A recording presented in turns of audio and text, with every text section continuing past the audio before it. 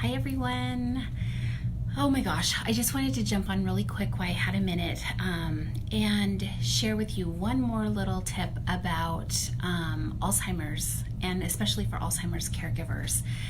So I don't know how it's possible for anyone to be in the arena or world of Alzheimer's and not have heard of Teepa Snow.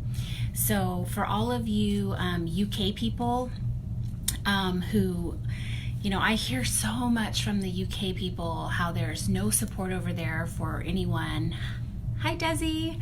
How there's no support for anybody over there who has Alzheimer's or who's a caregiver. So I really strongly suggest, if you're from the UK, go on YouTube and type in this woman's name. Her name is Teepa, Teepa, last name Snow, Snow, and watch some of her YouTube videos. She is America's foremost educator on dementia care, and she's amazing. So if anybody gets an opportunity to go hear her speak, if she comes anywhere close to where you are, figure out a way to go and watch her. She is absolutely incredible, and it will be worth your time to go and listen to her and get educated by her.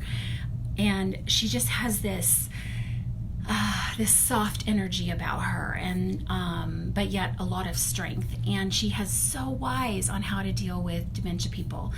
And I just watched this little blurb of a part of a teaching she was giving, and it was included in, I think, a newsletter or something that I had read, and they wanted us to see it because it was relating to something that they were discussing in the newsletter. And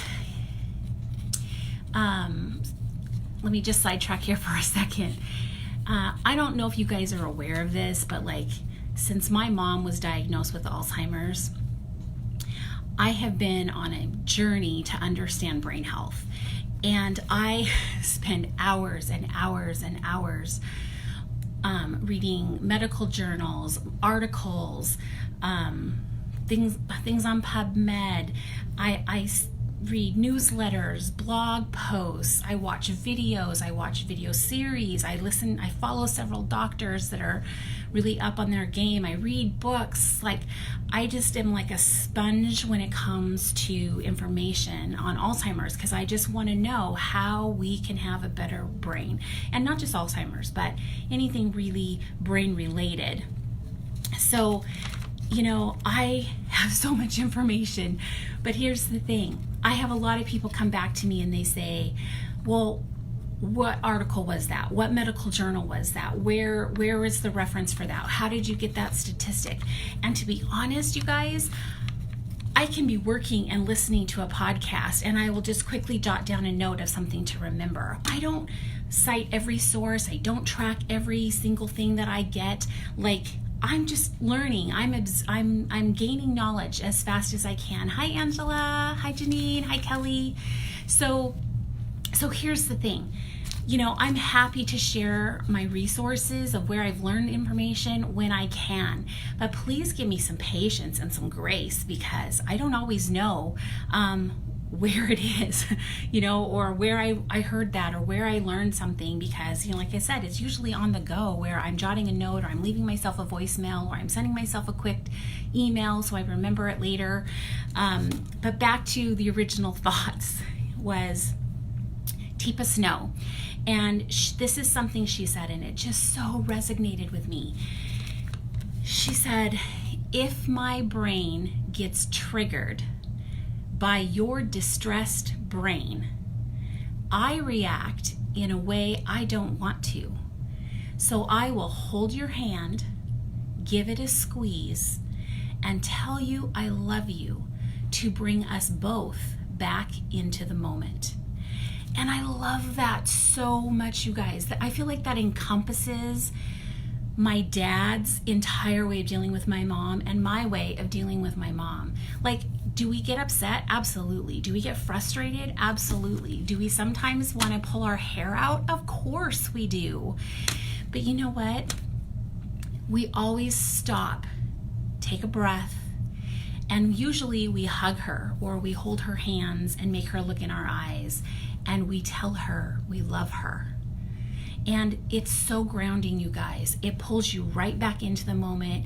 That heart-to-heart connection when you look in each other's eyes, it recenters you, and it short circuits the triggered reactions that you have as an individual to what's happening.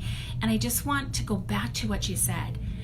If my brain gets triggered by her distressed brain, then I'm likely to react in a way that I don't want to react in. And if you just look at that and understand, like, they are constantly living in a state of distressed brain, constant. And their behaviors and actions and things they say and all of that is going to cause us to get triggered sometimes, because we live in their reality. They don't live in ours. And we just have to have that way to come back to being grounded and centered in the moment. And for me and my dad and Teepa Snow, it's physical connection, like holding hands, gazing in their eyes, hugging them, whatever it needs to be, and that communication of, I love you. It just pulls you right back in, and you can handle what you need to handle the next few minutes moving forward.